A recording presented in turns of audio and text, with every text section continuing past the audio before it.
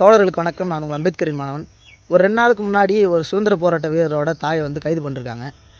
அந்த கைது பண்ணதை கண்டித்து அந்த சுதந்திர போராட்ட வீரர்களை எல்லாம் உருவாக்கும் பற்றிய ஒரு அமைப்பு, அந்த அமைப்பு வந்து அவங்களுக்காக கண்டன ஆர்ப்பாட்டம் நடத்திருக்கு.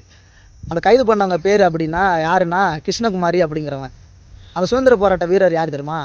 கவின்கிற ஒரு பையனை ஆணவ படுகொலை பண்ணிட்டு ஜெயிலுள்ள உட்காந்து களி தின்னுட்டு இருக்கான்ல, சுர்ஜித்துங்கிறவன். அவன் தான் அந்த சுதந்திர போராட்ட வீரர்.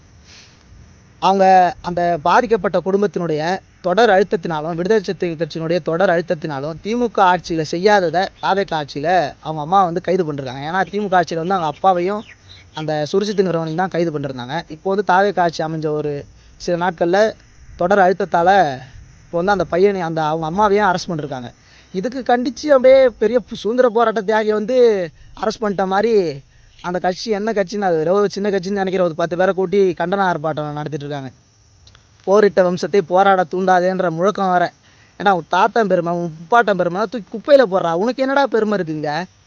கல்வியில் எதில் நீ உயர்ந்துட்ட, இல்லை வசதியில் எதில் உயர்ந்துட்ட, இல்லை கல்வியில் என்ன மேம்பட்டுட்ட? நீனு எத்தனை மக்களுக்கு அந்த சமூகத்தோட தலைவராக உன்னை காட்டிக்கிறல்ல, உன் சமூகத்தை சார்ந்த மக்களுக்கு யார் யாருக்கெல்லாம் கல்வியில் மறுக்கப்பட்டவங்களுக்கெல்லாம் கல்வி வழங்கியிருக்க? இதெல்லாம் ஏதாவது ஒன்று பண்ணியிருக்கியா?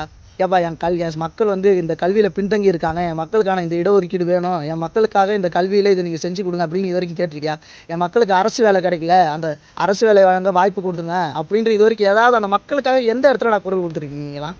ஆணவ படுகொலை செய்கிறவன் சப்போர்ட் பண்ணுறது அசிங்கமாக இல்லை உங்களுக்குலாம்? நீங்களாம் திருந்துற வரைக்கும் சாதிங்கிறது ஒழியவே ஒழியாதுடா.